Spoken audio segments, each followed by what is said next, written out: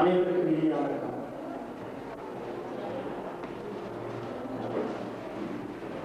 ஒரு அமைதியான மாலை பொழுதில் எதிர்பாராத விதமாக பெற்றோரிடம் சிக்கிக்கொண்ட காதலர்களைப் போல இனி என்ன நடக்குமோ என்று வருத்தத்தில் இங்கே வந்திருக்கும் அனைத்து உள்ளங்களுக்கும் இன்பமாக ஆரம்பிக்க வேண்டிய இந்த நிகழ்ச்சியை மனதில் துயரங்களை சுமந்து ஆரம்பிக்கிற துரதிர்ஷ்டமான நிலையில் நடந்து இந்த நகரத்தில் நடந்து கொண்டிருக்கிற இந்த அநீதியான செயலுக்கு யார் காரணமாக இருந்தாலும் அவர்கள் மனித குலத்தின் எதிரிகள் என்று அறிவித்து அதனால் பாதிக்கப்பட்ட மனிதத்திற்கு மௌனமாக ஒரு நிமிடம் எழுந்திருந்து இந்த துயர சம்பவத்திற்கு நாம் எதிர்ப்பை காட்டி இந்த நிகழ்ச்சியை தொடங்குவோம்.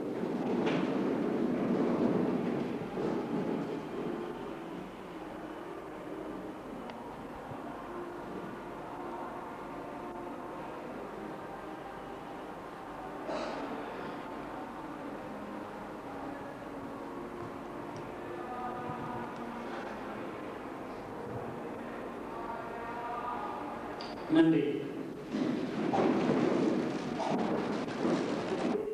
அந்த அன்பை எந்த விதமான தடைகளையும் முடித்து வெளிக்காட்டும் காதலை இங்கே நினைவுபடுத்தி இந்த அறைக்குள் நாம் நம்முடைய உணர்வுகளுக்கு திரும்புவோம்.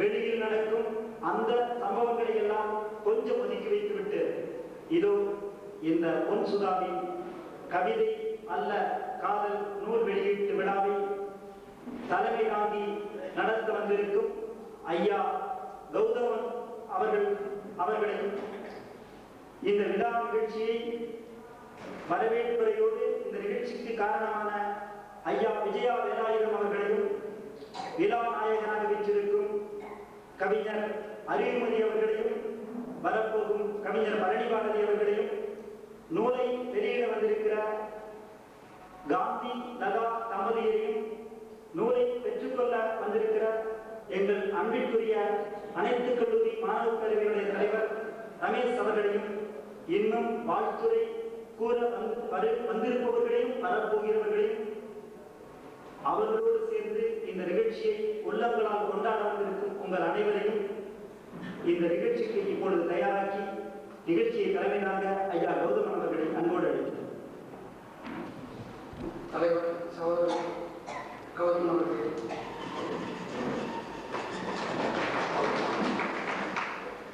இனிய விழாவிற்கு சிறப்புரையாக வந்திருக்கும் கவிஞர் அறிவுமதி அவர்களே, வரவிருக்கும் பழனிபாரதி அவர்களே, மாணவர் பேரவைத் ரமேஷ் அவர்களே, அவைநாயகன் அவர்களே, கே.ஆர். பாபு அவர்களே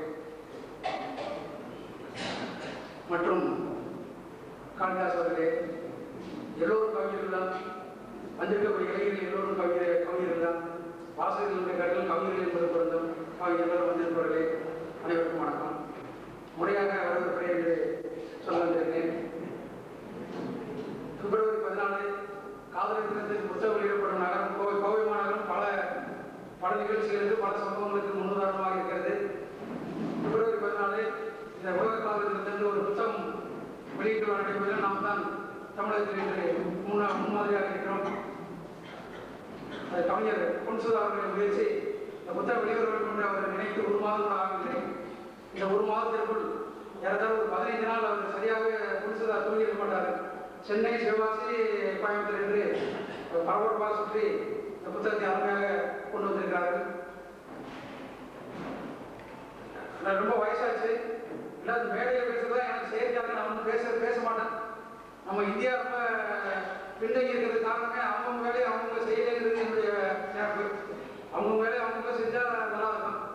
வேலை இருந்தாலும் புத்தகம் வைக்க தான் தெரியும், வேற ஒன்றும் தெரியாது. இருந்தாலும் அன்பர்கள் வந்து அன்பின் காரணமாக நீங்கள் வாங்குவாங்க வரவேற்புன்னு சொன்னாங்க. எனக்கு ஒரு சந்தோஷம். அப்படிலாம் பார்க்கறதுல புத்தகத்தை பார்க்கறது ஒரு சந்தோஷம். இளைஞர்கள் ரொம்ப காலத்துக்கு பிறகு பல ஆண்டுகளுக்கு பிறகு இவ்வளோ இளைஞர்கள் ஒன்றா பார்க்கறது இந்த நிகழ்ச்சி தான். ரொம்ப வருஷம் போச்சு, யாரும் எல்லாருக்குமே தெரியுது. ரொம்ப மகிழ்ச்சியாக இருக்கு. அப்புறம் ரெண்டாவது நம்ம கவலைப்பட வேண்டியதில்லை. நம்முடைய முன்சுதையாவது நம்முடைய பட்டாசத்தோட நம்முடைய இது தொடங்கி கூட நம்ம அப்படி கூட எடுத்துக்கலாம். வந்து மனசான காரணம், உள்ளதான காரணம். எல்லா நிகழ்ச்சிகளும் எல்லா சம்பவம் பேசலாம், அமராவதி அம்பியாவுக்கு பேசலாம், நிறைவேறி கோடிக்கணக்கான காலத்துக்கு மகிழ்ச்சியா வாழ்ந்து போயிட்டாங்க. அவங்களை பத்தி நான் பேசல. அதுல இருக்கிற சுகமே தனி, இயங்குற சுகமே தனி. அதை வந்து பல கவிஞர்கள் பண்ணியிருக்காங்க. மீரா, அந்த காலத்துல இருந்து மீரா, இந்த எல்லா புத்தகங்களும் வந்து நம்ம கோயில் தான் அதிகமாக விட்டுருக்கு.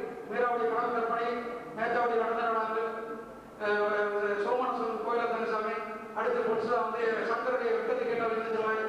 அடுத்து வந்து சுதாவுடைய கவிதை வந்திருக்கு.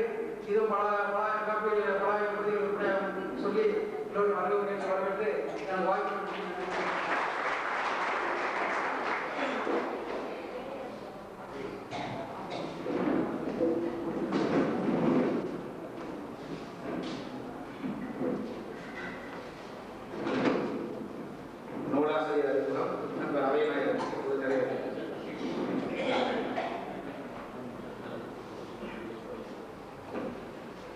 மரியாதைக்குரிய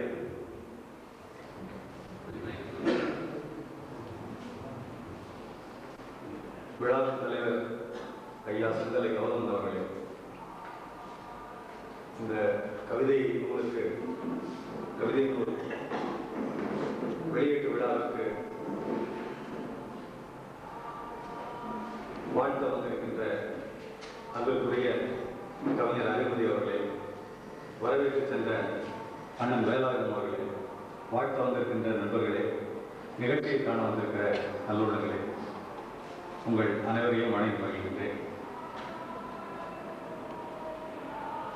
இன்றைக்கு வெளியிடுகின்ற இந்த படைப்பானது தன்னைத்தானே அது அறிமுகம் செய்து கொள்ளும். ஆகவே அதை பற்றி அறிமுகம் வேண்டியதில்லை. இந்த நூலை இயற்றிய நூல் ஆசிரியரை உங்களுக்கு அறிமுகம் செய்து வைக்க நான் ஆசைப்படுகின்றேன். பொல்லாங்கல் சுதாகர் என்கிற இந்த கவிஞன் 28 வயது இளைஞன். பிறந்தது உதகை கோடலூரில், வளர்ந்தது வால்பாறையில். யார் எங்கு இருந்தாலும் இந்த திரைப்பட துறைக்கு சென்றால் அவர்கள் சிறுவாணி தண்ணீர் குடித்து வளர்ந்தாலும் செம்பரம்பாக்கம் தண்ணீர் குடித்து சென்னையில் வளர வேண்டும் என்கிற ஒரு மரபிற்கு ஏற்ப இப்பொழுது சென்னையில் வசித்துக் கொண்டிருக்கின்றார். திரைப்படத்துறையில் உதவி இயக்குநராக பணிபுரிந்து கொண்டிருக்கின்றார். படித்தது இளம் வணிகவியல் கோவை அரசு கலைக்கல்லூரியில். கோவை அரசு கலைக்கல்லூரி பல்வேறு திறமையாளர்களை உருவாக்கி இருப்பதை நீங்கள் அறிவீர்கள். அந்த வரிசையில் இவரும் அந்த கல்லூரியில் பயின்று இன்றைக்கு இந்த நிலைக்கு வந்திருக்கின்றார். படிக்கும் காலத்திலேயே பல்வேறு பேச்சுப் போட்டிகள், கவிதை போட்டிகள் உள்ளிட்ட பல போட்டிகளில் கலந்து கொண்டு பரிசுகளை வாங்கி குவித்தவர், ஏராளமான திறமை கொண்டவர். அவரை பற்றி இன்னும் சொல்லிக்கொண்டே போகலாம். இந்த நிகழ்ச்சியை நாம் விரைவாக முடிக்க வேண்டும்.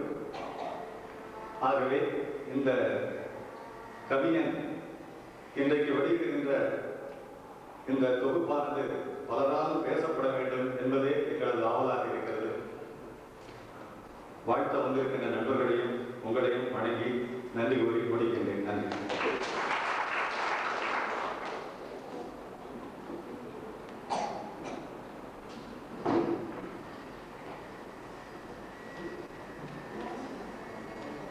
அருமை நண்பர்களே, இலக்கிய நெஞ்சங்களே, காதல் என்றாலே பரபரப்பு இருக்கும், பதக்கம் இருக்கும். காதல் நாளிலும் அப்படி இருக்கும் என்று நாம் எதிர்பார்க்கவில்லை. காதல் தினம் அதற்காக வெளியிடப்படுகிறதா, இல்லை 3 வெளியிடும் நாளில் காதல் நாள் வருகிறதா? ஒரு சுதாதான் சொல்ல வேண்டும். கவிதை அல்ல, காதல். நூலுக்கு பெயர் அவர் சொல்கிறார். கவிதையால் காதல் உருவாகட்டும், காதலால் கவிதை உருவாகட்டும், மொத்தத்தில் காதல் உருவாகட்டும். மங்கையின் மேல் அல்ல, மண்ணின் மேல் உருவாகட்டும், மனிதர்கள் மேல் உருவாகட்டும். இங்கே இருக்கின்ற எல்லோரும் காதல்கள் தான், மேடையில் இருக்கின்ற இவர்களும் காதல்கள் தான். ஒவ்வொருவருக்கு பின்னாலும் ஒவ்வொரு வகையான காதல். வாழும் காதல், மொழி காதல், கையர் பாபு எடுத்துக்கொண்டால் கவிதை காதல், நண்பர் ரமேஷ் எடுத்துக்கொண்டால் மாணவர் காதல், மாணவர் தலைவர், அண்ணன் விஜய வைபவர் வேளாங்கோவை எடுத்துக்கொண்டால் அவர் புத்தக காதல், எல்லாம் தழுவிய இனிய காதல். நண்பர் அறிவுமதி அவர்களோ நட்பு காதல். அவருடைய பெயரோ மதியழகன், நண்பர் பெயரோ அறிவழகன். அறிவு எங்கே மதி எங்கே, ரெண்டும் சேர்ந்து அறிவுமதி இங்கே. நட்புக்காக தன்னுடைய பெயரை அறிவுமதி என்று ஆக்கிக் கொண்டவர்கள் நிக்கோலஸ். இடத்தில் இணைந்தார் நிக்கோலஸ் முனிவர். ஒவ்வொருவருக்கு பின்னால் ஒவ்வொரு வகையான காதல்கள். எல்லோரும் காதல் தான். மங்கையின் மேல் உள்ள காதல் அது இயல்பானது. ஒரு கட்டத்தோடு நின்றுவிடும், அது வளர வேண்டும். பாட்டு ஒரு கவிஞனை உருவாக்கும். பாட்டெழுது தம்பி, பாட்டெழுது. இந்த பாலினை உள்ளவர் பாட்டெழுது. மக்களை பற்றி எழுது. மக்களிலே ஒரு பகுதி மங்கை, அது இயல்பான ஒரு உணர்ச்சி. அதனுடைய வெளிப்பாடு கவிதை. அது இங்கே நூல் கவிதை அல்ல, காதல் பெயர் வெளியிடப்படுகிறது. நாட்டை தெரித்திட கனிவை ஒழித்திட நாளும் விளைந்திடும் பாட்டெழுது. காதலினால் துன்ப மோதலினால் தென்றல் காற்றையும் ஊற்றையும் பாடிவிட்டார். சாதலை பாடினார், ஈதலை பாடினார். சழக்கரை பற்றி நீ பாட்டெழுது. நிலவெழுதி ஆற்று நீரெழுதி பல நீண்ட பொழுதினை தாண்டி விட்டார். மலரினை பாடினார், மலையினை பாடினார். மக்களை பற்றி நீ பாட்டெழுது. இதை நாம் சொல்ல வேண்டி இருக்கிறது. புள்ளினை பா, ஒரு புழுவினை பா, குப்பை புழுதியில் உடஞ்சிடும் மக்களை பா, தொல்லையை பா, அவர் துயரினை பா, அதை கோட்டி குறைத்திடும் பாட்டெழுது. வேதி பாட்டெழுது, புது பாட்டெழுது. இங்கே இருக்கிற ஒவ்வொரு கவிஞருக்கும் எழுப்புகின்ற வேண்டுகோள் இது. இங்கே தன்னுடைய வாழ்வின் ஒரு முறை பற்றி இந்த நூலிலை வெளிப்படுத்தி இருக்கின்றார் நம்முடைய அருமை கவிஞர் பொன் சுதாகர் அவர்கள். பொன் சுதா என்றால் அவர் பெண் அல்ல, பெண்ணும் ஆணும் இணைந்த அர்த்தநாரீஸ்வரர். தன்னுடைய வாழ்வின் ஒரு கூறாய் பெண்ணையின் பெயரை உருவாக்கி கொண்டவர் சுதா. பொன் சுதா. உள்ளமும் பொன், உருவமும் பொன். அவர் எழுதியிருக்கின்ற கவிதை வரிகள் நம்முடைய எல்லோர் வாழ்க்கையில் எதிரொலித்திருக்கக்கூடியவை. நீ இல்லை, எல்லாம் இருக்கிறது, எனக்கோ எதுவும் இல்லை. நீ மட்டும் இருக்கிறாய், எதுவுமே இல்லை. எனக்கோ எல்லாம் இருக்கிறது. வாழ்க்கையினுடைய பிரிக்க முடியாத பகுதி அது. இங்கே நம்முடைய மதிப்பிற்குரிய இருவரும் கவிஞர்கள் இங்கே வந்திருக்கிறார்கள். கவிஞர் பழனி பாரதி வந்திருக்கின்றார், அறிவுமதி வந்துவிட்டார். நூல் வெளியாக இருக்கிறது. நாம் எல்லோரும் இந்த நூலில் ஒவ்வொரு பக்கங்களோடும் விரைவில் உறவாட இருக்கின்றோம். இயல்பான செய்திகளை நூலிலே அவர் வெளிப்படுத்துகின்ற பாங்கு நம்மை மகிழ வைக்கும். காதலியை காண செல்வாராம், பட்டியலிட்டு வரிசைப்படுத்தி வந்த விஷயங்களை எல்லாம் மறந்து விடுவாராம், ஏதேதோ பேசி திரும்புவாராம். பிறகுதான் வீட்டுக்கு வந்த பிறகு மறந்தது மறந்தே குறையாமல் அவரை உறுத்துமாம். பட்டியலிட்டு வரிசைப்படுத்தி வந்த விஷயங்களை மறந்துவிட்டு ஏதேதோ பேசி திரும்புவேன். மறந்தது மறந்தே குறையாமல் பிரிவில் கிடந்து உறுத்தும். இது இயல்பான ஒன்று. பாரதிதாசன் கூட காட்டுவான்.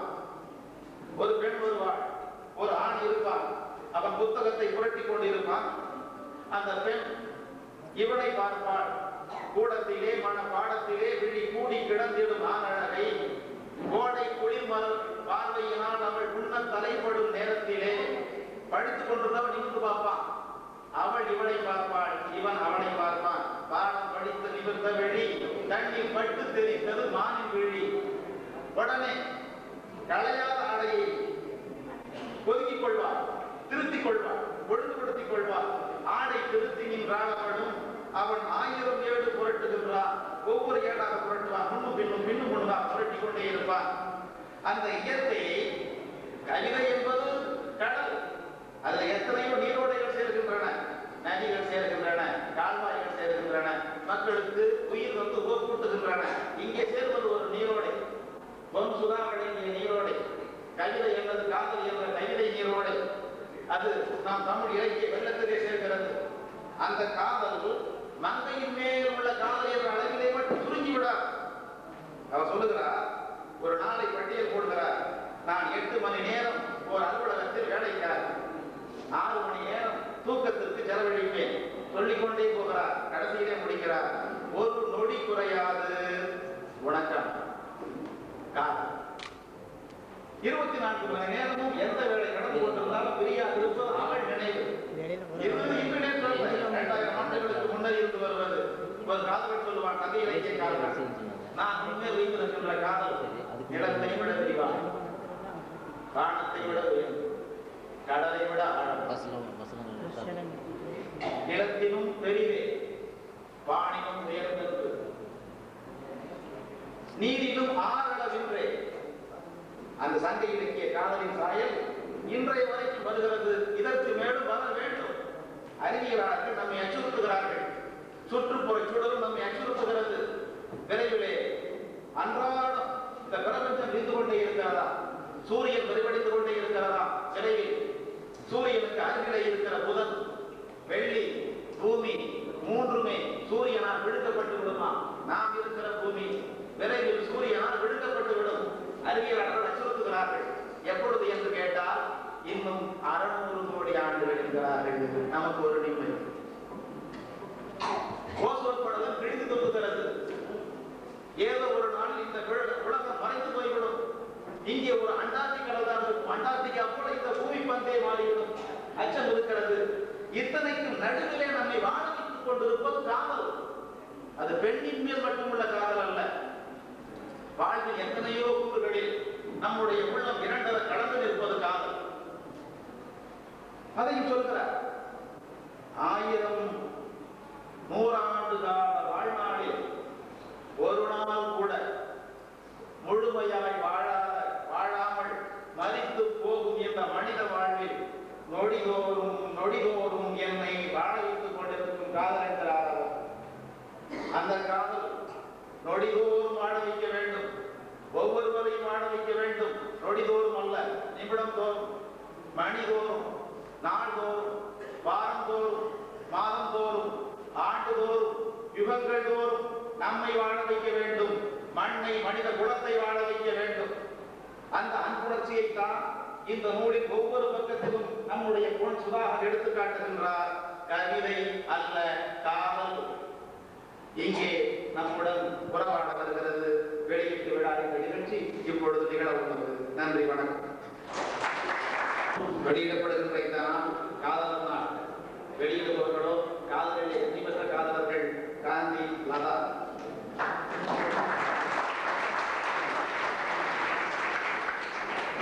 நூலின் முதல் படியை பெற்றுக்கொள்ள இருப்பவர் அனைத்து கல்லூரி மாணவர் தலைவர் ரமேஷ் அவர்கள். வெற்றி பெற்ற காதலர்களே வருக.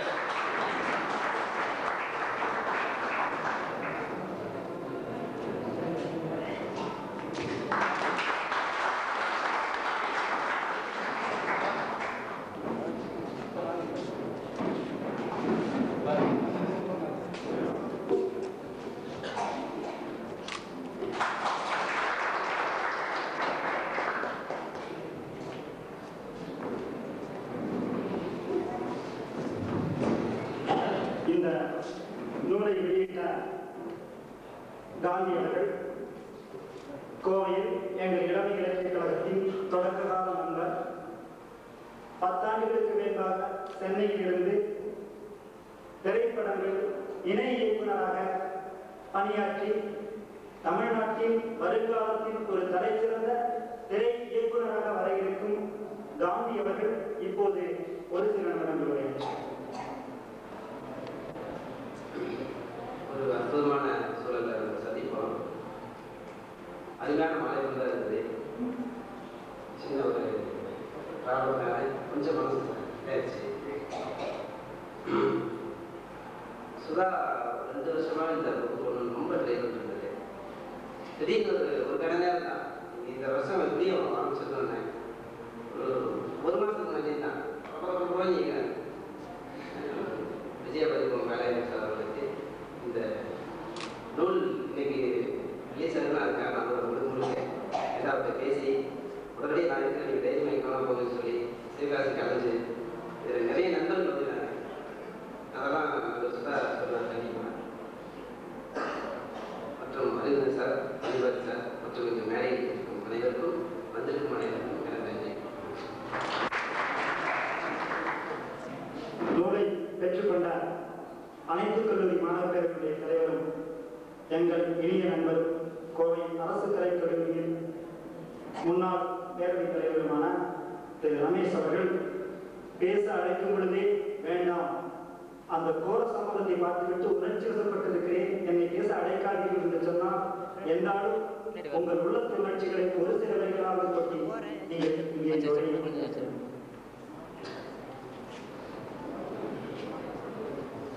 அன்பிற்கினிய பேராசிரியர் செங்கலை கருமன் அவர்களே, அன்பிற்கினிய கவிஞர் அருமதி அவர்களே, பழனிவாரி அவர்களே, கடந்த 13 வருடங்களாக எனது ஒவ்வொரு மேற்படியிலும் எனக்கு உறுதுணையாக இருக்கும் எனது வளர்ச்சியில் நண்பர் காளிதாசன் அவர்களே, அவை நாயகம் அவர்களே, இங்கு முன்னால் வீட்டிற்கும் என் உயிரினும் மேலான என் நண்பன் ஜேக்கப் அவர்களே மற்றும் அனைத்து நண்பர்களே, உங்கள் அனைவருக்கும் என் வணக்கத்தை கூறுகிறேன்.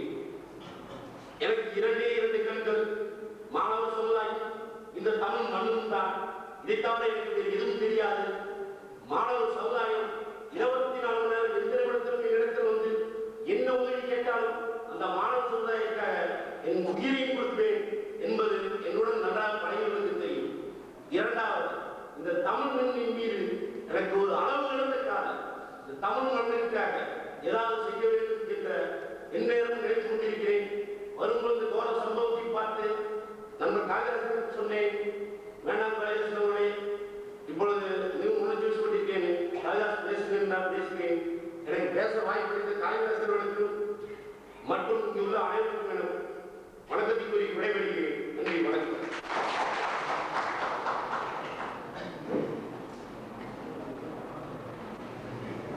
அவர்களை கோவை நகரத்துக்கு தமிழ்நாட்டுக்கு அறிமுகப்படுத்த வேண்டிய அவசியமில்லை.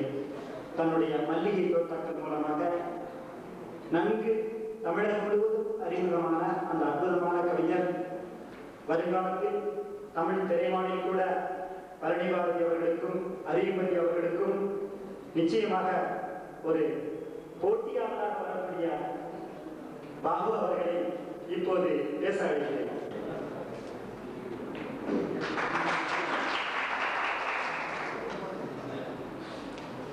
மரியாதைக்குரிய எங்கள் தமிழ் வழிகாட்டி ஐயா கௌதமன் அவர்களே, சிறப்பு வருகை தந்திருக்கிற மரியாதைக்குரிய திரைப்பட கவிதா நட்சத்திரங்கள் அண்ணன் அறிவுமதி அவர்களே, அண்ணன் பழனிபாரதி அவர்களே, மற்றும் இங்கே இந்த விழாவை சிறப்பாக ஏற்பாடு செய்திருக்கிற இளமை இலக்கிய கழகத்தினுடைய நண்பர்கள் கவிஞர் அவைநாயகன் அவர்களே, நண்பர் கவிஞர் காளிதாசன் அவர்களே, இந்த நூலின் ஆசிரியர் என் நண்பர் பொன் சுதா அவர்களே, அண்ணாதுரை அவர்களே, ஆனந்த்குமார் அவர்களே, மற்ற நண்பர்களே, இங்கே வாக்குமூலங்களாகவே பதிவாகி கொண்டிருக்கிறது. கொஞ்ச நேரத்திற்கு முன்னால் பாட்டு சத்தத்தோடு தொடர்ந்திருக்கிற பைந்தமிழ் மன்றம் என்று கலைஞர் அறிவித்ததும், மகாலிங்கம் பாட்டு சத்தத்தை ஆரம்பித்ததும் வெளியிலே ஒரு வேட்டு சத்தம் வந்துவிட்டது. அதற்கு பிறகு சில வாக்குமூலங்கள் பதிவு செய்யப்பட்டது. இப்போது நண்பர் காளிதாசன் அவர்கள் கூட ஒரு வாக்குமூலத்தை பதிவு செய்திருக்கிறார். கவிஞர் பொன்சுதா அவர்கள் என்னவென்றால் இது கவிதை அல்ல காதல் தான் என்று வாக்குமூலத்தை பதிவு செய்திருக்கிறார். அதற்காக நான் பின்னால் வருகிறேன். காளிதாசன் அவர்கள் என்னை ஒரு பாட்டு கவிஞர் என்று சொல்லியிருந்தால் கூட பரவாயில்லை, ஒரு போட்டி கவிஞர் என்று சொல்லிவிட்டு இங்கே அமர்ந்திருக்கிறார். மிக சிறப்பாக பாடல்களை பாடிக் கொண்டிருக்கிற கவிஞர் பழனிபாரதி அவர்களுக்கு மிக நல்ல அந்த உள்ளத்தை அளித்த பாடல்களையும், ஒரு மணி அளித்த பாடல்களையும், மிக அற்புதமான கவிதை நயங்கள் எங்கே வெளிப்படுகிறதோ அந்த பாடல்களை எல்லாம் ரசித்துக் கொண்டிருக்கிற இந்த சாதாரண ரசிகர் அல்லது அறிவுமதி அவர்களுடைய பிரியதர்சனுடைய சிறைச்சாலையில் எழுதப்படுகிற அந்த வாசகம் ஒரு பாட்டுடைய பல்லவியாக இதோ இந்த வெளியில தட்டியாக கூட நீ இங்கு சுகமே என்கிற வரியை எல்லாம் ரசித்துக் கொண்டிருக்கிற ரசிகனை, இயற்கை நேசனை, சாதாரணமான ஒரு நேசனை நீங்கள் ஒரு போட்டி கவிஞராக அறிமுகப்படுத்தார்கள் என்று மட்டும் காளிதாசை கேட்டுக்கொண்டு சிந்தனையை தொடங்குகிறேன். மரியாதைக்குரிய நண்பர்களே, இது கவிதை அல்ல காதல் என்று ஒரு வாக்குமூலத்தை பொன்சுதா பதிவு செய்திருக்கிறார். அவருக்கு ஏதாவது கொஞ்சம் தாழ்வு மனப்பான்மை இருந்தால் தயவு செய்து நீக்கிவிடுங்கள். இது காதல் அல்ல கவிதை தான் என்று நான் எதிர்வாக்குமூலம் பதிவு செய்கிறேன். ஏனென்றால் கவிதை என்பதற்கு பல கோணங்களிலே பல பொருள்கள் சொல்லிக் கொண்டிருக்கிறார்கள். சுற்றி ஒருவர் பெயர் குலம் பெறார் என்று சொல்கிற அகப்பொருள் இலக்கணம் தொல்காப்பிய காலத்திலிருந்து சங்க இலக்கிய பாடலிருந்து அகப்பொருள்களை நிறைய சேகரித்து வைத்து அது கவிதை தான் என்று காட்டியிருக்கிறது. அதே போலவே காதலுக்கு மட்டுமாக எழுதியவர்கள் நிறைய பேர் கவிஞர்களாக சரித்திரத்தில் இடம்பெற்றிருக்கிறார். மெல்லிய உணர்வுகளின் வெளிப்பாடுகளை மிக அழகாக துல்லியமாக பதியம் போடுகிற ஒரு நிகழ்வை யார் செய்தாலும் அது கவிதை தான். என்னை பொறுத்தவரை என்ன சொல்வது என்பதிலே கவனம் செலுத்துவதை விட எப்படி சொல்வது என்பதிலே கவனம் செலுத்துகிற போது ஒரு கவிதை வெளிப்படுகிறது. மிக அழகாக சொல்லப்படுகிற எதுவும் கவிதை தான். ஒரு பத்திரிகையிலே கூட நாம் விமர்சனம் பார்க்கிறோம். பாலகேந்திராவின் கவி கேமரா மிக அற்புதமாக கவிதை பேசியிருக்கிறது என்று ஒரு படத்தினுடைய விமர்சனத்தை எழுதுகிறார். ஆக ஒரு கேமரா தான் பதிவு செய்ய வேண்டிய காட்சிகளை மிக துல்லியமாக மிக அற்புதமாக பதிவு செய்கிற போது, அதாவது ஒன்றை மிக அழகுபடுத்தி சொல்லும் போது அது நிச்சயம் கவிதையாகிறது. அந்த வகையிலே காதல் இங்கே கவிதையாக இருக்கிறது என்கிற வாக்குமூலத்தை நான் பதிவு செய்கிறேன். இதுல நிறைய கண்ணீர் விட்டிருக்கிறார்கள். ஆழ்வார்கள் நாயன்மார்கள் போல் எக்கச்சக்கமாக அழுதிருக்கிறார்கள். அந்த கண்ணீர் விழுந்த ஈரத்தில் எல்லாம் கவிதை படித்திருக்கிறது. என் தலையிலே கூட விழுந்த கண்ணீர் துளிகள் எல்லாம் கவிதை விதைகளாகி ஒரு கவிதை விருட்சங்களாக கூட சில சமயங்கள் வைத்திருக்கிறது. நான் தெரியும் கண்ணீர் கடலிலே பல பேர் முழுகி போனதற்கு பின்பு கையிலே சில கவிதை முத்துகளோடு கரையேறி விடுகிறார்கள். அதை எல்லாம் பார்த்துவிட்டு காதல் என்பது ஒரு தனிப்பட்ட பகுதி தான் என்று நான் நினைத்துவிடக்கூடாது. ஆனால் காதலே வாழ்க்கை என்பதும் அல்ல. எனவே இந்த தொகுதியை பொறுத்தவரை மிக அற்புதமான கவிதைகளை கொடுத்திருக்கிறார்கள். எனக்கு நினைவிருக்க 51ஆம் பக்கத்துல ஒரு கவிதை மிக அழகாக சொல்லப்பட்டிருக்கிறது. அதில் 2 கவிதைகள் வெளிப்பட்டிருக்கின்றன. ஒரே தலைப்பு என்னவென்று சொன்னால் ஓவியத்தை பேசாத கவிதை என்று சொல்லலாம், ஒரு கவிதையை பேசுகின்ற ஓவியம் என்று சொல்லலாம். இதில் காலத்தை பற்றி நேரத்தை பற்றி ஒரு கவிதை பதிவு செய்யப்பட்டிருக்கிறது. நீ வந்தவுடன் விழுந்தடித்து ஓடுகின்றது என் கடிகார முட்கள். நீ வந்தவுடன் விழுந்தடித்து ஓடுகின்றன என் கடிகார முட்கள். நேரம் கேட்டு பிரிந்து போவாய். துரோக கடிகாரத்தை கட்டாமல் வந்தேன். நீ கடிகாரத்துடன் வந்தாய் என்பது அது தொங்கி நிற்கிறது. நீ கடிகாரத்துடன். கடிகாரம் இல்லாமல் வந்தோம் இருவரும். கடிகாரம் இல்லாமல் தான் வந்தோம் இருவரும். கடிகாரம் பார்த்தால் வானம் இருண்டு போக பிரிந்து போனோம். அறை வந்து பார்த்தால் வழக்கத்திற்கு முன்னமே கிளம்பி இருக்கிறோம். மறுநாள் வழக்கம் போல் இருவரும் கடிகாரத்துடன். எங்கு போவது? கடிகாரம் இல்லாத ஊருக்கும் இருளாத வானத்திற்கும் என்று அந்த இயற்கையை சபிக்கிற அந்த உணர்வு இருக்கிறதே, அந்த உணர்வு மிக அழகாக கவிதையாக வெளிப்பட்டிருக்கிறது. நான் கூட ஒரு கன்னி விருத்தத்திலே போட்டிருப்பேன். என் வெறுங்கனவு படுத்துருளும் வெட்டவெளி மெத்தையே, என் வெறுங்கனவு படுத்துருளும் வெட்டவெளி மெத்தையே, பிரிவென்னும் நெருப்பு வைத்த பொழுதென்னும் நத்தையே என்று நான் பிரிவென்னும் நெருப்பு வைக்கிற பொழுதை நத்தையாக உருவப்படுத்தி கூட என் கனவு எப்படி பதிவு செய்யப்பட்டிருக்கிறதோ அதை போல் இந்த காலம் பதிவு செய்யப்பட்டிருக்கிறது. காலம் சபிக்கப்பட்டிருக்கிறது. இந்த ஒற்றுமையை பார்க்கிற போது எனக்கு அந்த நினைவு வருகிறது. பொதுவாக இந்த கடிகாரத்தை நீங்கள் எத்தனை பார்த்து கொண்டது, கடுகாரத்தை தூக்கு போட்டிருக்கிறார் ஓவிய முன்மேக்க மிக அற்புதமாக ஒரு தூரிகையான ஒரு கவிதை இருக்கிறார். இந்த கடிகாரத்தை தூக்கு போட்டு தொங்க விட்டிருக்கிறார். இந்த காட்சி, இந்த சிம்பாலிக் காட்சி என்று சொல்கிறார்கள், இந்த குறியீட்டு காட்சி ஒரு அற்புதமான கவிதையாக இருக்கிறது. இதுதான் கவிதை. எனவே அங்கங்கே மெல்லிய உணர்வுகள் மிக அழகாக பதிவு போடப்பட்டிருக்கின்றன. இதெல்லாம் போய் கவிதை அப்படின்னு ஒரு சோதனை குழாயில் இந்த கவிதையெல்லாம் அள்ளி குட்டி ஒரு குடுவையில கலக்கி தூக்கி நேரம் பார்த்துட்டு இந்த கவிதையெல்லாம் தூசி வீசி விடக்கூடிய பக்கம் பல பேருக்கு உண்டு. அதை பார்த்து கூட நினைத்திருக்கலாம் அந்த கவிதையெல்லாம் காதல் என்று. அப்படிதான் நினைக்க வேண்டியதில்லை. எது கவிதை என்பதை தீர்மானிக்க வேண்டியது இதயங்கள். ஒவ்வொருத்தருக்கும் ஒவ்வொரு கவிதையா இருக்காரு. அழகா சொன்னானா அப்படிங்கிறதா கேள்வி. கண்ணதாசனுக்கு அழுவதே கவிதையா இருக்குது, அழுவதே சுகமா இருக்குது. அது ஒரு கவிதை சொல்லலாம். அரசியல் விருத்தத்துல தொழுவது சுகமா, வண்ண தோகையின் கனிந்த மார்கள் விடுவது சுகமா, உன்னும் விருந்துதான் சுகமா? இல்லை. பழகிய காதல் நீதி பள்ளியில் தனியே சாய்ந்து அழுவதே சுகம் என்பேன் யார் சொல்லிட்டு அடுத்த வரி சொல்லலாம். அதான் கவிதை. அறிந்தவர் அறிவாராக. எனவே அப்ளை பண்ணி பார்க்கிறதா பெரிய அளவுல ஜெனரலைஸ் பண்றதான் கவிதை. தனக்கு மட்டும் நேர்ந்ததாக இருப்பது நிச்சயமாக கவிதையாக முடியாது. அப்படி ஒரு படம் எடுத்தாலும் அந்த படமும் ஓடாது. ஒரு காட்சி அமைப்பு சில பேருக்கு மட்டுமே நிகழ்வதாக எடுத்துக்கொண்டால் நிச்சயமாக அந்த படம் ஓடாது. அது ஜெனரலைஸ் பண்ணணும். எல்லாருக்கும் தனக்கு நேர்ந்தது போல் வருகிற ஒரு சமாச்சாரம் தான் மிக அழகாக கவிதை நயமாக ஆக்கப்படுகிறது. எனவே இந்த பொன்சுவாயில பதிவு செய்திருக்கிற ஒவ்வொரு விஷயம் நிச்சயமாக அது ஒரு பொதுமைப்படுத்தப்பட்டிருக்கிற ஒரு செய்தியை தவிர வெளியே சொல்வதற்கு சில பேர் வெட்கப்பட்டு வரலாம். ஆனால் நிச்சயமாக அதை ஜெனரலைஸ் பண்ணியிருக்காங்க இருக்கிற விஷயத்தை மட்டும் நான் சொல்லி, எனக்கும் கூட மல்லிகை தோட்டாக்கள் அறிமுக விழாவை அண்ணன் அறிவுமதி அவர்கள் தான் நிகழ்த்தினார். இதே திவ்யோதய அரங்கத்திலே எனக்கு மனம் திருப்தி அடைகிற வகையில சில அதில் கல்வியல் ரீதியான அங்கீகாரங்கள்லாம் கூட கிடைத்தது. நான் செட்டிமன்ற தனிப்பட்டாக சொல்லவில்லை. நிச்சயமாக இந்த கவிதை நூல் கூட பெரும்பான்மையான இதயங்களில் பதிவு செய்யப்படும். அண்ணன் அறிவுமதி போன்றவர்களெல்லாம் இந்த நூலை உருவாக்குவதற்காக இலங்கை கலைத்துறை நண்பர்களெல்லாம் மிகவும் ஆர்வம் கொடுத்து இந்த கவிதையை உருவாக்கி இருக்கிறார்கள் என்கிற உண்மை செய்தியை தெரிவித்து எனக்கு வாய்ப்பளித்திருக்கிற அத்தனை உள்ளங்களுக்கு நன்றி தெரிவித்து விடைகிறேன். நன்றி, வணக்கம்.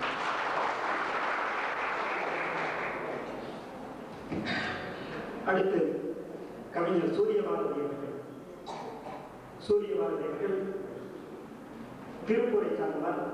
திருப்பூர் தமிழ்நாடு முற்போக்கு எழுத்தாளர் சங்கத்தை மிக சிறப்பாக நடத்தி கொண்டிருப்பவர். உயிர் சிந்தும் கலவர்கள், விடுதலை மின்னலா, தேவை ரோஜாக்கள் என்று 3 கவிதை நூல்களை வெளியிட்டுள்ளார் திரு சூரியபாரதி அவர்கள். இப்பொழுது வாழ்த்துவார். வணக்கங்கள். மனசு கடந்து போயிருக்கிறது. இந்த நிகழ்ச்சிக்கு வருவதற்காக பழனிப்பட்டி நானும் வந்து கொண்டிருந்தோம். கோவை நகரம் கலவரத்திலே பற்றி எறிந்து கொண்டிருக்கிறது. நீங்கள் அரங்கத்தில் உட்கார்ந்து கொண்டிருக்கிறீர்கள். ஆனால் கோவை நகரம் பற்றி எறிந்து கொண்டிருக்கிறது. என்னால் பேச முடியவில்லை.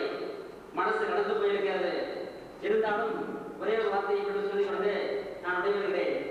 பொன்சுலாவின் கவிதை என்ற காதல் என்கிற கவிதை நூல் காதல் தேசத்தில் நிச்சயம் கௌரவம் பெறும் என்று வாழ்த்தி விடைபெறுகிறேன். வணக்கம்.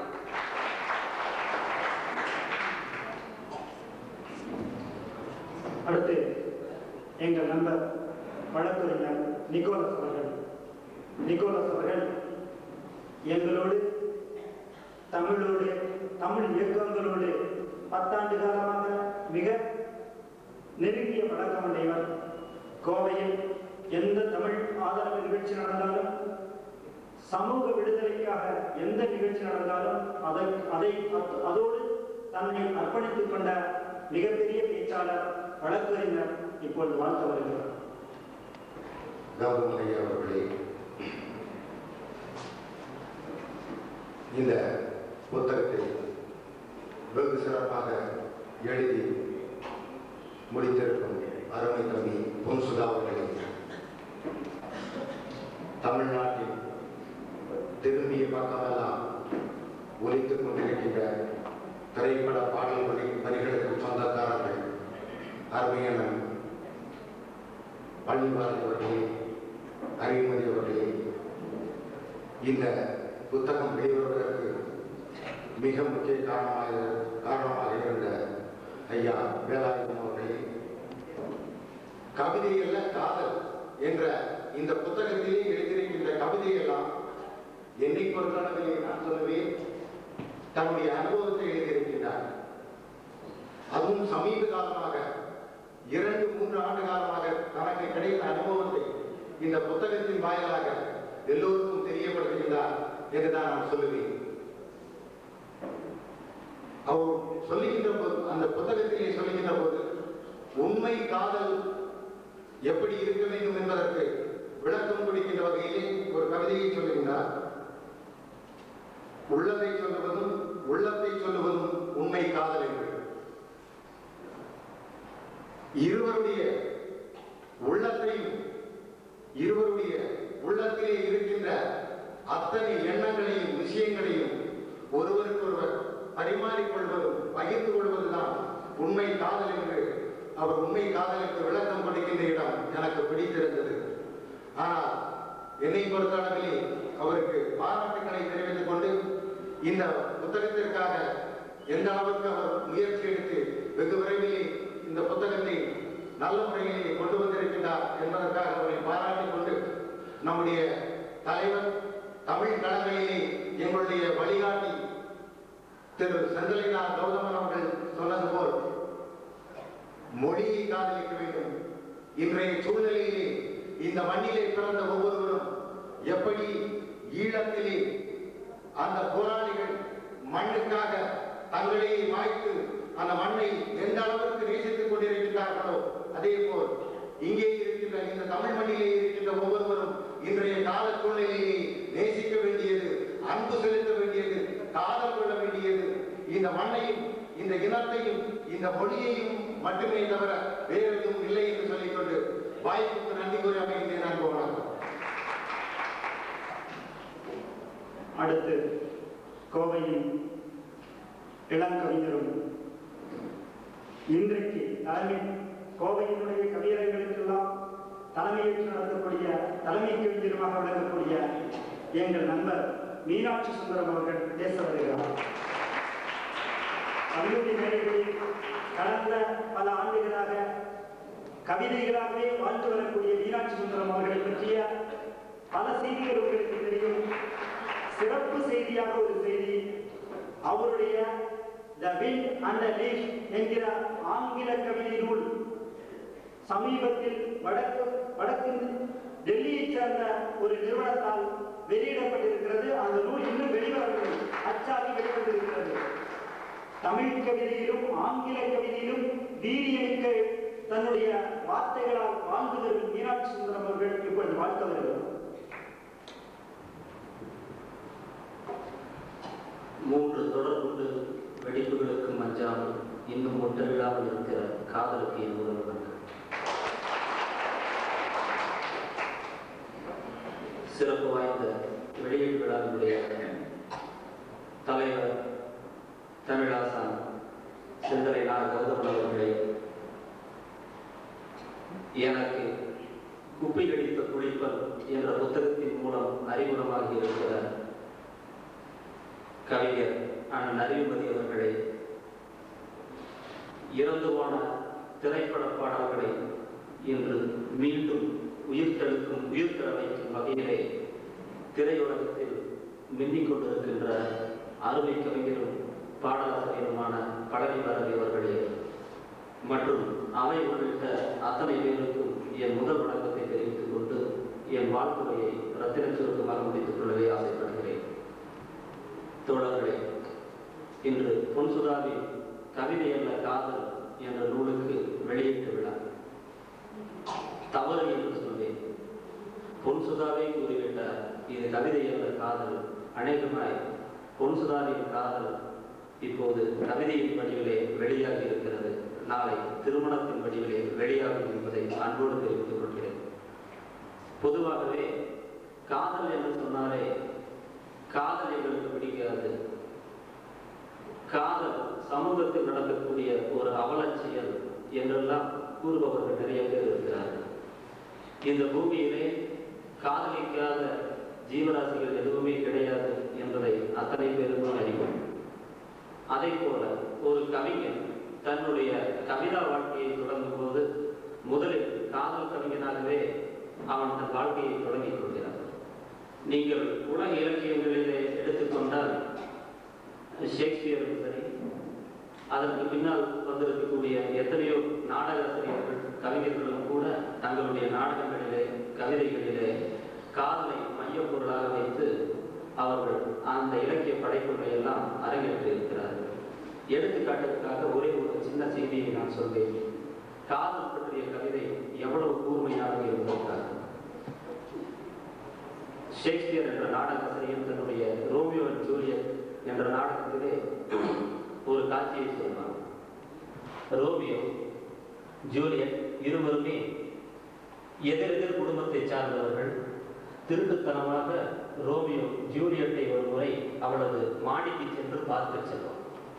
அப்போது மாடியில் தன் படுக்கை அறையில் தூங்கிக் கொண்டிருந்த ஜூலியட் ரோமியோவை கண்டதும் வியப்புடன் பயந்து போய் கூறுவான், ரோமியோ, இத்தனை வருடங்களாக நம் இரு குடும்பங்களுக்கும் இப்படி ஒரு பகை இருக்கிறதே, நீ எவ்வளவு தைரியமாக இப்படி துணிந்து வந்திருக்கிறாய், உனக்கு ரொம்ப தைரியம் தான் போ என்று ஜூலியட் ரோமியோவை பார்த்து கூறுவாள். அப்போது ரோமியோ கூறுவான், எனக்கு நீந்த தெரியாத நான், கடலுக்கு அப்பால் இருந்தாலும் கூட நீந்த தெரியாதவன் நான், கட்டாயம் மூழ்கியாவது உங்களை வந்து சேர்ந்திருப்பேன் என்று சொல்வான். சொல்லிவிட்டு அந்த இடத்திலே ஷேக்ஸ்பியர் தன்னுடைய காதலை சார்ந்த கவித்துவத்தை வெளிப்படுத்தியிருப்பார். இப்படி ஜூலியட் மகிழக்கூடிய அளவிலே ரோமியோ சொன்ன வார்த்தையை கேட்டு ஷேக்ஸ்பியர் அப்போது சொல்வான், அது பகல் பொழுதாய் இருந்திருந்தால், அவர்களது சந்திப்பு பகல் பொழுதாய் இருந்திருந்தால் கட்டாயம் ஜூலியட் மகிழ்ச்சி அடைந்திருப்பார் ரோமியோவுடைய வார்த்தையை கேட்டு. அது இரவாய் போய்விட்டது. ரோமியோ சொன்ன வார்த்தையில் வெட்கத்தால் ஜூலியட் நாணிச்சு வந்ததை அந்த இரவு மட்டுமே அழகு பார்த்தது, பகலுக்கு தெரியாமல் என்று அழகாக சொல். இப்படி காதலை பற்றி பாடாத கவிஞர்களில்லை. எந்த இலக்கியவாதியும் தன்னுடைய ஆரம்ப கால வாழ்க்கையை காதலில் தொடங்குகிறார்.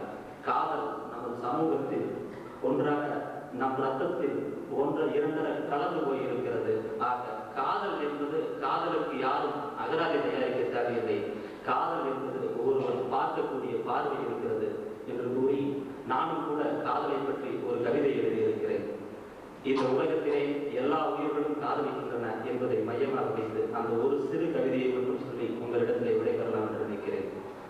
ராத்திரியின் தோட்டத்தில் பூத்த பூவாய், ரகசியமாய் வைகரையில் நிலவு சாகும், பாத்திரமே இல்லாமல் போட்ட சோறாய் பரவலாக விண்மீன்கள் கிடக்கும் பாடில், ஆத்திரமாய் ஆதவனின் கண்கள் பார்க்க அழகு என்னும் இரவு தாள் எரிந்து போகும், சூத்திரங்கள் செய்தாலும் காற்றும் காதல் மட்டும் சுற்றி வரும் காற்றாக உலகுவார்.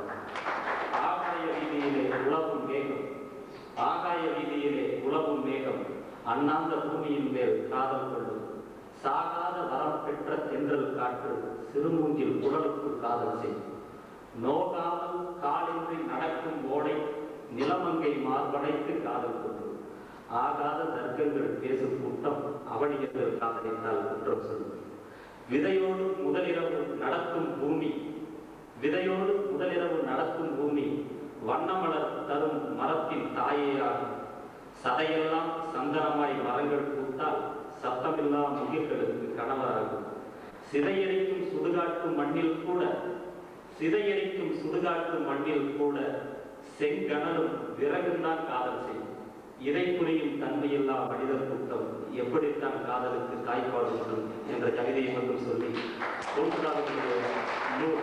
பொன்சுதாவினுடைய காலடி சுவடுகள் இனி வருங்கால கவிதா உலகத்தில் உருப்பெற வேண்டும், அவர் நெடுநூறி பாட வேண்டும், அவர் புத்தகம் என்றென்றும் பாட வேண்டும் என்று கூறி வாய்ப்பளித்த அனைவருக்கும் நன்றி கூறி விடைபெறுகிறேன். வணக்கம்.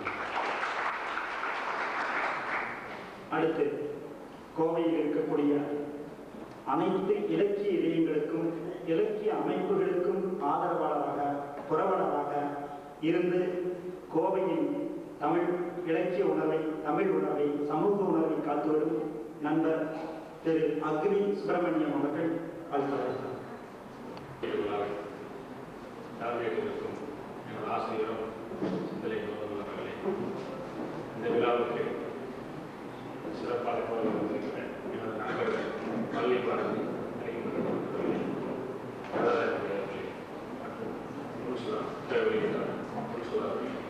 எனக்கு கவிதை பாட தெரியாது, கதையும் பேச வராங்க. இங்கே தேசிய திருப்பூர் நண்பர் சூரியபுரம் அவர்கள் குறிப்பிட்டார்கள், பரபரப்பாக உள்ளாக்கி இருக்கிறோம். இப்போ நான் கார் ஓட்டிட்டு கூட்டிகிட்டு வந்தேன். அவர் பள்ளிப்பாக ரொம்ப பரபரப்பான காரில் வந்தேன். வெளியே அந்தளவுக்கு பரபரப்பாக இருக்குது. இதை பார்க்கும்போது வெடி சத்தம் கேட்குது. ஏதோ தீபாவளி போல எனக்கு இந்த புத்தக வெளியீட்டுக்கு ஒரு கற்பனையை நான் பண்ணிக்கிட்டேன். ஆனால் அந்த மாதிரி இருக்கக்கூடாது. ஈழத்தில் ஏதோ வெடிச்சுட்டு இருக்குது, அது வேற சமாச்சாரம். ஆனால் இங்கே இருக்கிற நடக்கிற இது உண்மையிலே பரபரப்பாக இருக்குது அப்படிங்கிறது நம்ம மனசுக்கெல்லாம் ரொம்ப ஈரமாக இருக்கிற இந்த சூழ்நிலையில் இந்த புத்தக வெளியீடுகளாக மறக்க முடியாத ஒரு சூழ்நிலை ஏற்படுத்திருக்கு. இந்த கவிஞர்களுக்கு ஒரு சின்ன வேண்டுகோள் என்னன்னா, காதலை பற்றி எழுதுறாங்க, இன்னும் மறக்க முடியாத சமூகம் எழுதுறாங்க. சமுதாயத்துக்கு முன்னேற வேண்டி, சமுதாயத்தை மாற்றத்தை வேண்டி ஈழத்தில் கூடிய ஒரு கவிஞர் காசியானந்த் இருக்கார். அதுபோல 10 பாட்டுக்கு ஒரே ஒரு பாட்டு நம்ம சமுதாய முன்னேற்றத்திற்கு எழுதி அதை என்றைக்குமே நம்ம மனசில் இருக்கிற முடியும் செஞ்சுட்டு அதனால ஒரு நன்மை அடையணும் அப்படிங்கிற ஒரு சின்ன வேண்டுகோள் வச்சு இந்த சிற்றலை முடியும்.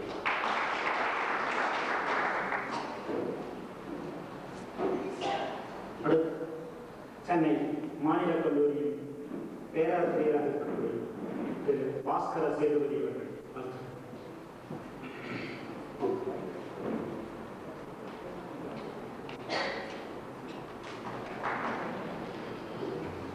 வணக்கம். எல்லாருக்கும் எனக்கும் எல்லா நண்பர்களும் அறிவுரை உணர்ந்து தான் இருக்கிறது. பேச வந்தது எதுவும் நினைத்தேன். இருந்தாலும் இருக்கும் சூழ்நிலை இல்லை. இருந்தாலும் லைக் மூமெண்ட்ஸ் அதை கட்டாமல் பார்க்க முடியாது. அறிவு ஸ்கொயர் அவர்களே, மதிய நாள் அறிவு என்ற பொருள்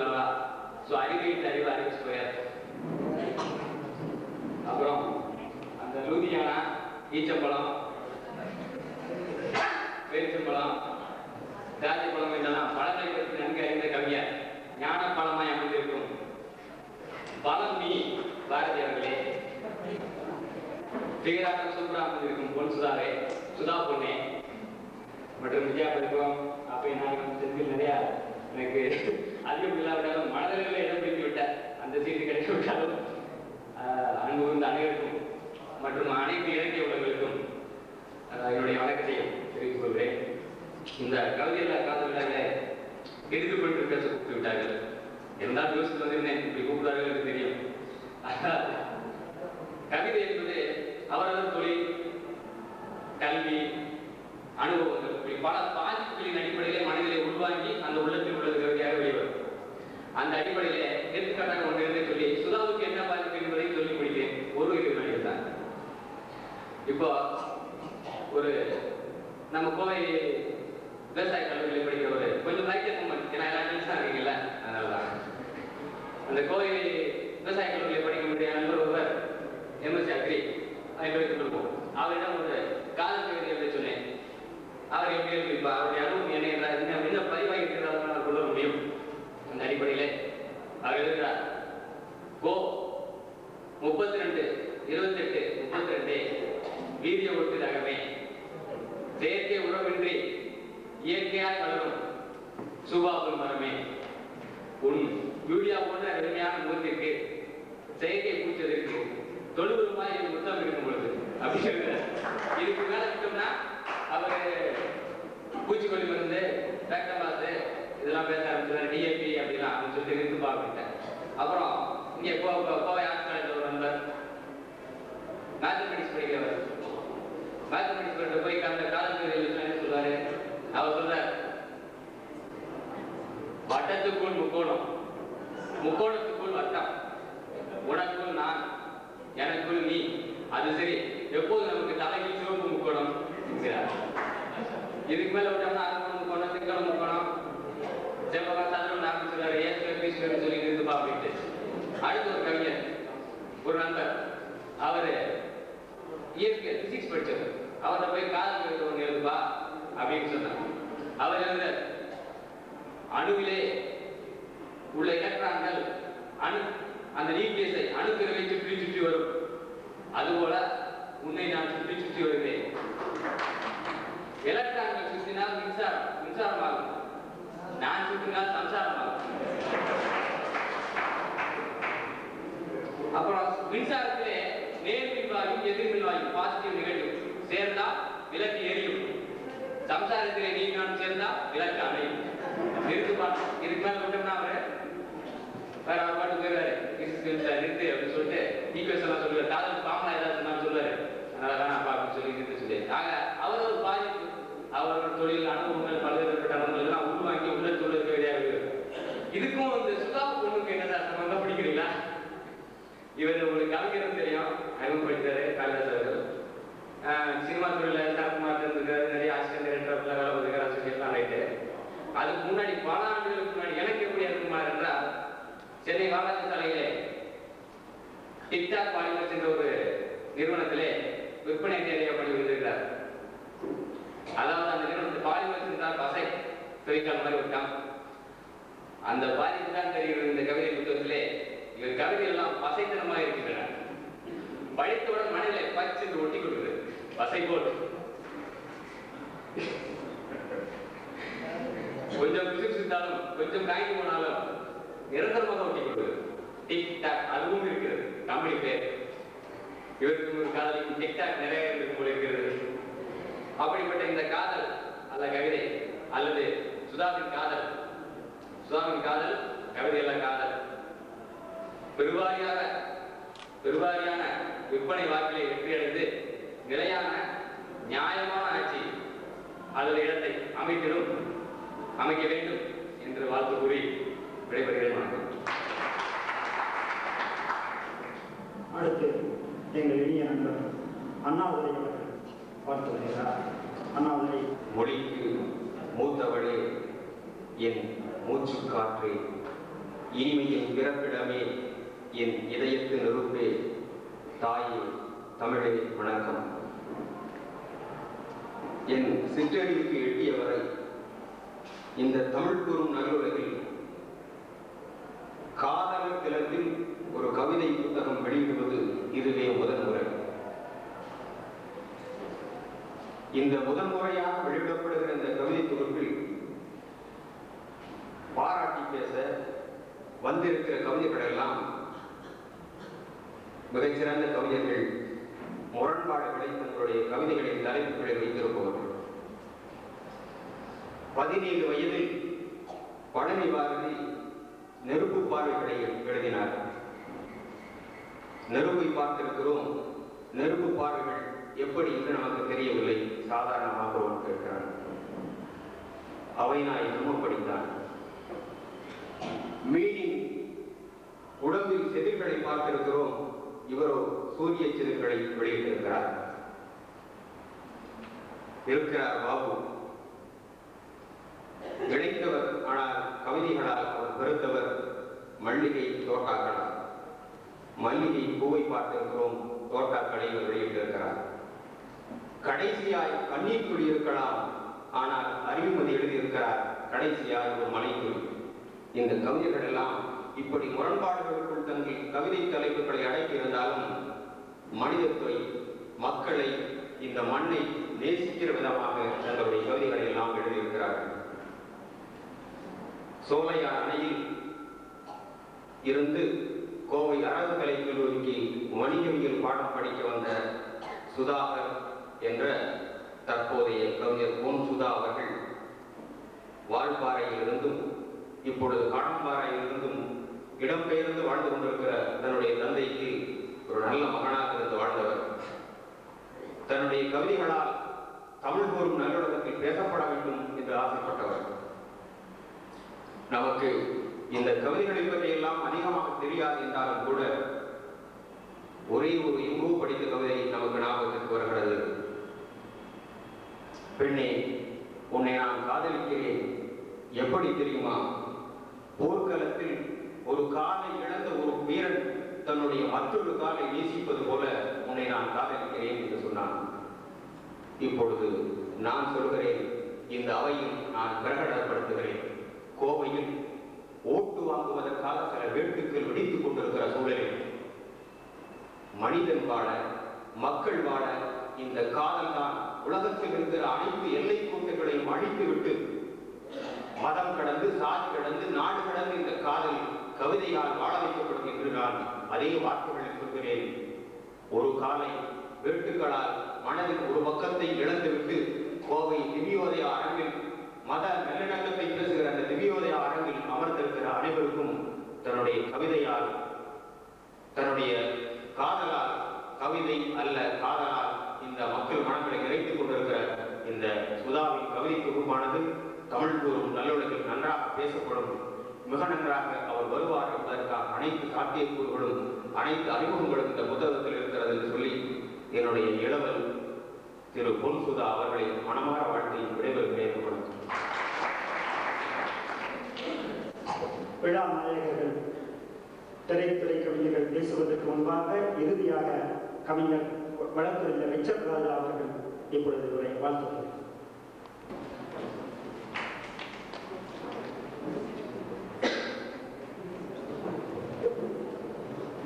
மேடையிலே அமர்ந்திருக்கின்ற மதிப்பிற்குரிய கவிஞர் பெருமக்கள், மதிப்பிற்குரிய கவிஞர் அறிவுமதி அவர்களே, கவிஞர் பழனிபாரதி அவர்களே, மாணவர் ரமேஷ் அவர்களே, கவிஞர் அறிவுநாயகம் அவர்களே, காதலர் தினத்திலே கவிதை ஏற்றி இன்றைய இந்த அவையினுடைய நாயகனாக இருந்து கொண்டிருக்கக்கூடிய மதிப்பிற்குரிய என்னுடைய நண்பர் பொன் சுதா அவர்களே, நான் வருகின்ற வேளையிலே மக்கள் எல்லாம் ஓடி வந்து கொண்டிருந்தார்கள். நானும் அவர்களோடு சேர்ந்து வீட்டுக்கு போய்விடலாமா என்று நினைத்தேன். ஆனால் பொன் சுதா மீது உள்ள நட்பு காதலால் இங்கே வரவழைத்து விட்டது. அதே நட்பு காதலால் தான் நீங்கள் அனைவரும் இங்கே அமர்ந்திருக்கின்றீர்கள். ஆக காதல் என்பது என்று முடிந்து போகுமோ அன்று இந்த பிரபஞ்சம் இருக்காது என்பது இதன் மூலம் தெரிய வருகிறது. காதலை திரைப்படத்தின் மூலமாகவும் மற்ற மூலமாகவும் ஏற்றுக்கொள்கின்ற இந்த உலகம் நிஜ வாழ்க்கையிலே காதலை ஏற்றுக்கொள்வதில்லை. ஒரு பெண் ஒருவனை காதலிக்கிறாள் என்று சொன்னால் அவள் சார்ந்த மதம், அவள் சார்ந்த இனம், அவள் சேர்ந்த ஜாதியை சேர்ந்த ஒருவனை காதலித்தால் மட்டுமே ஏற்றுக்கொள்கின்ற அந்த உலகம் காதல் பல்வகை வருகின்ற போது அல்லது வேறு மதத்தில் வருகின்ற போது அதை ஏற்றுக்கொள்வதில்லை. ஆக காதலை மதம் கடந்தது, இனம் கடந்தது, ஜாதி கடந்தது, அனைத்தையும் கடந்து வாழ்கின்றது தான் காதல். பாசம், நேசம், அன்பு, நட்பு இவைகள் காதலின் வகைகளாக சொல்லப்பட்டாலும் கூட போதை என்பது காதலிலே ஒருவன் ஒருத்தியை காதலிக்கும் போதுதான் ஏற்படுகிறது. நான் ஒரு சிறிய கவிதை ஒன்றை எழுதி வைத்த ஞாபகம் சில நாட்களுக்கு முன்பு. நான் மிகப்பெரிய கவிஞர் அல்ல, நான் ஒரு வழக்கறிஞர். பொன்சுதா அவர்களுடைய தம்பி திரு பிரசாத் அவர்களும் நானும் டி. விவேகானந்தன் என்று சொல்லக்கூடிய கோவை மாவட்டத்தில் ஒரு வழக்கறிஞரிடத்திலே இணைந்து பணியாற்றி வருகின்றோம். என்னுடைய ஒரு சிறிய கவிதையை மட்டும் சொல்லி இந்த எனக்கு கொடுத்த வாய்ப்பினை நன்றி கூற விரும்புகின்றேன். அதாவது நான் சொல்லாத ஒரு காதலை ஒரு இளைஞன் வந்து நினைத்து தனக்குத்தானே பாடிக்கொள்ளுகின்றதாக வருகின்ற அந்த காதல்.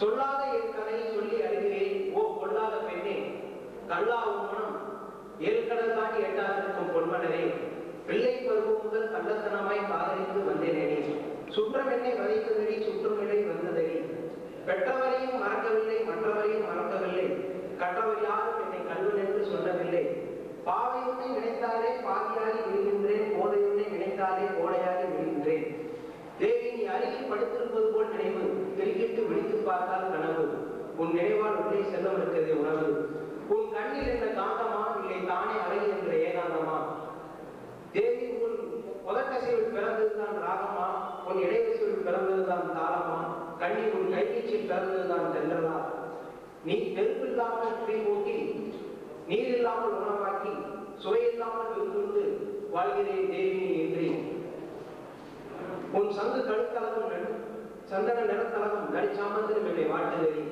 ஓ அழகு திருமகளே என்றிருந்தால் நீதான் எங்கள் வீட்டு மருமகளே என்ற ஒரு சிறிய கவிதை. நான் ஒரு கவிஞர் அல்ல, காட்டி சட்டையும் கருப்பு கோட்டும் போட்டு கோர்ட்டுக்குள்ளே இவரான போட்டு திரும்ப திரும்ப சட்டங்களையே பேசிக் கொண்டிருக்கின்ற எங்களை போன்றவர்கள் இங்கே ஒரு பசுமையை பார்க்கிறோம்.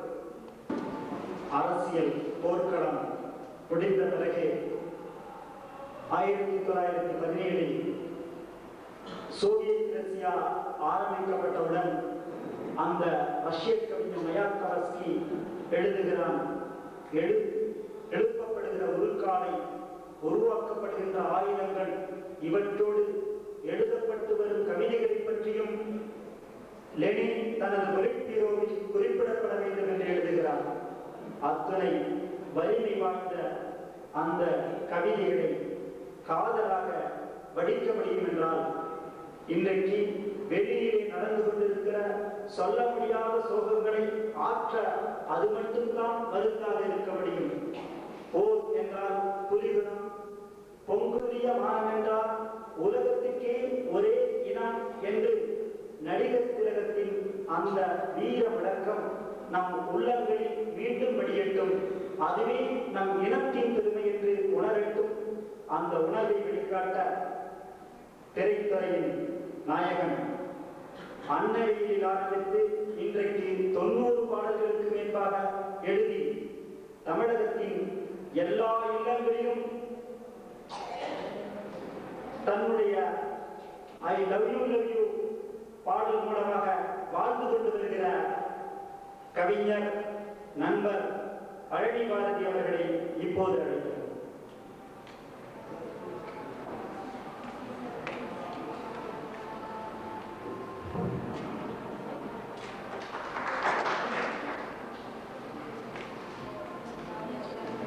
கோவையில் இன்றைய தினம் அரங்கத்திற்கு உள்ளே காதலர் நாளாக வளர்ந்து கொண்டிருக்கிறது.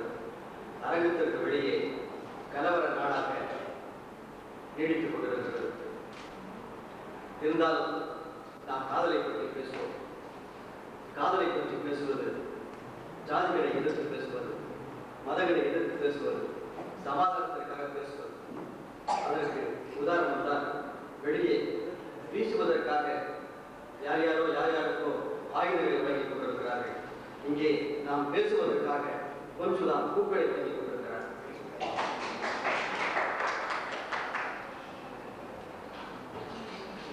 இந்த நிகழ்ச்சியில் தலைமை தாங்குகிற ஐயா நான் கௌதம் அவர்களே, இந்த நூலை வெளியிட்டு மிகச்சிறந்த வரவேற்பை நிகழ்த்திய விஜயா பதிப்பகத்தினுடைய உரிமையாளர் ஐயா வேலாயுதம் அவர்களே, அவைநாயகன் அவர்களே, காந்திலதா அவர்களே, மாணவர் தலைவர் ரமேஷ் அவர்களே, இங்கு வாழ்த்துறை வழங்கிய நண்பர் சுப்பிரமணியம் அவர்களே, சூரியபாரதி அவர்களே, காளிதாசன் அவர்களே, KR பாபு அவர்களே, அண்ணாதுரை அவர்களே, வாழ்த்துறை வழங்குகிற அண்ணன் அலிமுதி அவர்களே, எல்லோருக்கும் எனது வணக்கத்தை முதலில் தெரியப்படுத்திக் கொள்கிறேன். நான் பேச நினைப்பதை மிக சுருக்கமாக ஒரு 4 பக்கங்களில் நான் குறிப்பாக எழுதி எடுத்து வந்து அதை முன்னால் இப்பொழுது பேச இருக்கிறேன். இந்த காதலர் தினத்தில் ஒரு முழு நேர காதலின் கல்வி புத்தகத்தை பற்றி பேசுவது சந்தோஷமாக இருக்கிறது. எல்லாம் மாறி வருகிற இந்த உலகத்தில் காதல் மட்டும் மாறாமல் இருப்பதுதான் அது சுகம், சந்தோஷம். இன்றைக்கு உலகம் இன்டர்நெட்டில் சுருங்கி இருக்கலாம், ஆனால் காதலியின் உள்ளங்கைகளை விட சுவாரஸ்யமான இன்பம் எங்கே இருக்கிறது? இந்த யூஸ் அண்ட் த்ரோ உலகத்தில் காதல் தான் அழகு. இதிலும் கூட சில யூஸ் அண்ட் த்ரோ காதலர்கள் இருக்கலாம். அவர்களை பற்றி நாம் அக்கறைப்பட தேவையில்லை.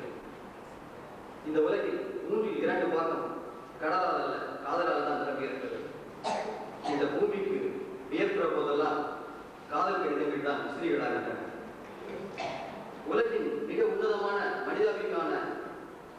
மனிதாபிமானியான லெனினுக்கும் காதல் இருப்பது. உலகின் மிகப்பெரிய சர்வாதிகாரியான ஹிட்லருக்கும் காதல் இருப்பது.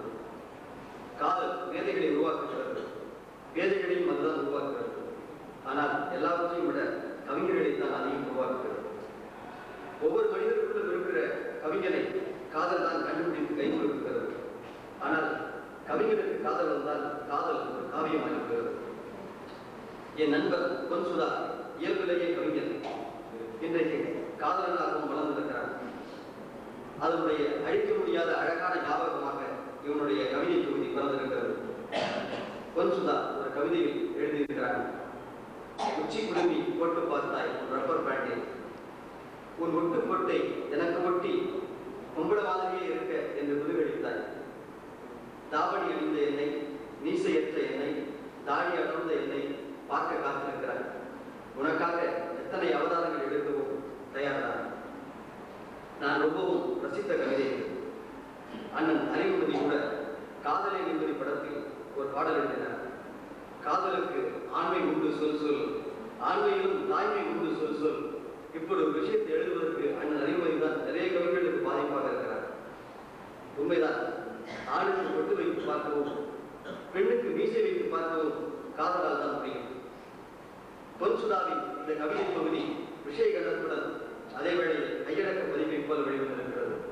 அவர் நிறையவே எடிட் செய்திருக்கிறார் என்பதை இந்த புத்தகத்தை படிக்கிற எல்லோரும் புரிந்து கொள்ளலாம். ஆரம்ப காலத்தில் உனக்கு கடிதம் எழுதினால் புத்தகம் எழுதுகிறாயா என்பார்கள் நண்பர்கள். உன் கடிதத்தை பார்சல் என்றுதான் அழைப்பார்கள் என்று எழுதியிருக்கிறார். அவ்வளவு எழுதியவர் இங்கு சில பக்கங்களை தான் தந்திருக்கிறார். இந்த புத்தகத்தில் உள்ளதெல்லாம் கவிதைகளா இல்லை உண்மையிலேயே அவரது காதல் கடிதங்களா என்று தெரியவில்லை. அவ்வளவு இயல்பாக இருக்கிறது, சுவாரஸ்யமாக இருக்கிறது. ஒவ்வொரு காதலையும் டைரியை போல அந்தரங்கமாகவும் இருக்கிறது.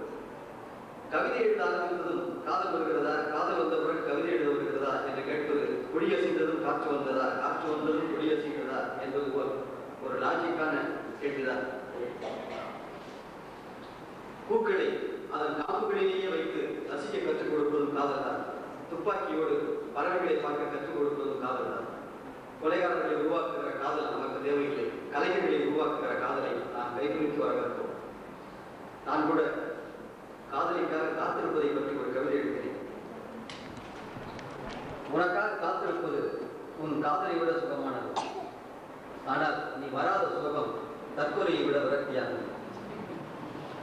உனக்காக நான் எப்போதும் வாங்கி தரும் 2 மணி மல்லிகையை அந்த பூக்கார கிழவி இங்கு விற்காமல் வீட்டுக்கு எடுத்து போவது எவ்வளவு சுகமானது.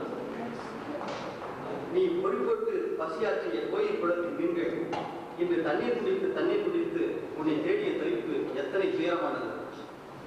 நீ இல்லாத சோகத்தில் வணக்கம் சொன்ன பூங்காவின் காவலாளிக்கு ஒரு புன்னகையை கூட திருப்பி தர முடியாமல் நான் வெளியேறியது எவ்வளவு உறுத்தலானது. நம் இளர்கள் கைகோர்த்து நடந்த அந்த நீண்ட சாலையில் இன்று என்னிடம் மட்டும் தனிமையில் வீழ்வது எவ்வளவு பெருமையானது. வலிக்கும் என் மனிதாபிமானம் மறந்து போகாமல் இருக்கவாவது வந்துவிட்டு நாடு. பொன்சுதாவும் ஒரு கவிதை எழுதியிருக்கிறார். காத்திருப்பின் கொடுமைக்கு சுழியும் குறைவதில்லை, காக்க வைப்பதன் கொடுமை என்று. காத்து கொண்டிருப்பவர்களுக்கும் காக்க வைக்கிறவர்களுக்கும் இடையில் இந்த 3 வரிகள் ஒரு ஐக்குவை போல முன்னெடுக்கிறது. இங்கே மாயகோஸ்கியை பற்றி பேசினார்கள். ரஷ்யாவின் மிகப்பெரிய புரட்சி கவிஞர் மாயகோஸ்கி. அவர் எழுதினார், என் காதலியின் முதட்டு சிவப்பை காட்டிலும் கம்யூனிஸ்ட் கொடியின் சிவப்பை தான் நான் அதிகம் நேசிக்கிறேன் என்று. ஆனால் அவன் காதல் தோல்வியில் தான் தற்கொலை செய்து கொண்டான். என் காதல் படகு பாறைகளில் மோதி சுக்கு நூறாக சிதறிவிட்டது. என்னுடைய நிலை இனி யாருக்கும் வர வேண்டாம் என்று எழுதி வைத்து தான் அவன் செலுத்துவான். இந்த தொகுதியிலிருந்து இன்னொரு கவிதை காதலின் துணிச்சலை அற்புதமாக சொல்லியிருக்கிறது. நீ கேட்டாய், நம் காதலுக்கு இரு வீட்டிலும் சம்மதிப்பார்களா என்று. சம்மதித்தால் இரு வீட்டார் அழைப்பு என்று பத்திரிகை அளிக்கலாம் என்றேன். ஒரு வீட்டில் சம்மதித்தால் என்றாய், ஒரு வீட்டார் அழைப்பு என்று அளித்தேன் என்றாய். இரு வீட்டிலும் எதிர்த்தால் என்றாய், இரு வீட்டார் எதிர்ப்பு என்று என்றாய். பொன்சுதாவின் கவிதைகளை படித்து முடிக்கிற போது காதலனாக இருந்தால் காதலியோடு, காதலியாக இருந்தால் காதலனோடு பழகி கழித்த சந்தோஷம் ஒரு பட்டாம்பூச்சி கூட்டமாய் படபடத்து வந்து போகிறது. இது கவிதை அல்ல, காதல் தான் என்று அடிமனத்திலிருந்து ஒரு குரல் ரகசியமாய் காதில் பிரசிக்கிறது. காதலின் அழகான ஞாபகத்தை காதலர்களே நினைத்தாலும் சாகடிக்க முடியாது. கண்களை மூடி காதலை மறைக்கலாம், கண்ணீரை மறைக்க முடியாது. உதவிகளை மறந்து விடலாம், புத்தங்களை மறக்க முடியாது. புல்லாங்குழல்களை தருகிற மூங்கில் காடுகள் சாம்பலாகலாம், சங்கீதம் ஒரு நாளும் சாம்பலாவதில்லை. பொன்சுதாவுக்குள் இருக்கிற கவிஞனும் இயக்குனரும் மிகப்பெரிய வெற்றியடைய என்னுடைய வாழ்த்துக்களை தெரிவித்துக் கொள்கிறேன். பொன்சுதாவை பெருமைப்படுத்திய அவரது காதலிக்கும் அவனுக்கும் எனது வாழ்த்துக்களை சொல்லி விடைபெறுகிறேன். நன்றி, வணக்கம்.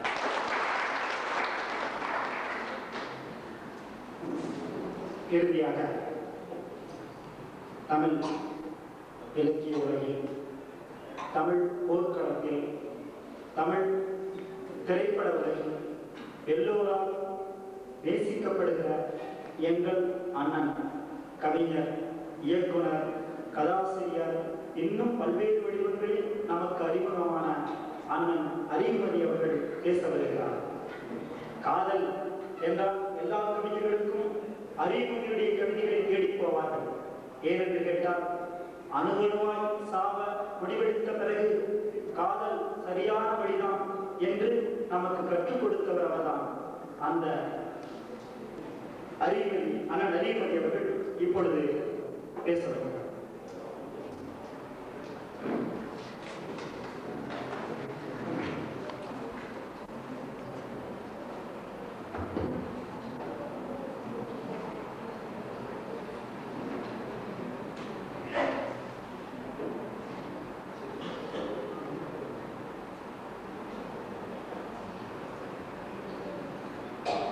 மறுபடியும் இந்த ஒலி வாங்கிக்கு முன் கருப்படுதெல்லாம்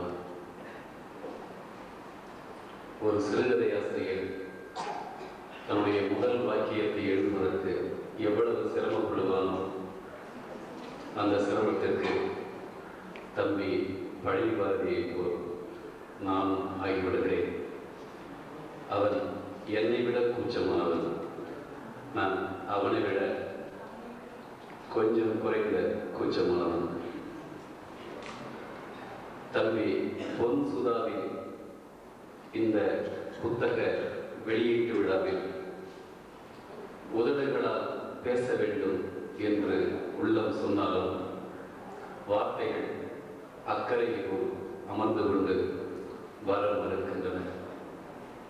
என் கைவசம் உணர்வு படகு நங்கூரம் பாய்ச்சி அக்கறையில் நிற்க தூங்கிக் கொண்டிருக்க ஒரு உப்பநாற்று மீனவ இளைஞரின் கூக்குரல்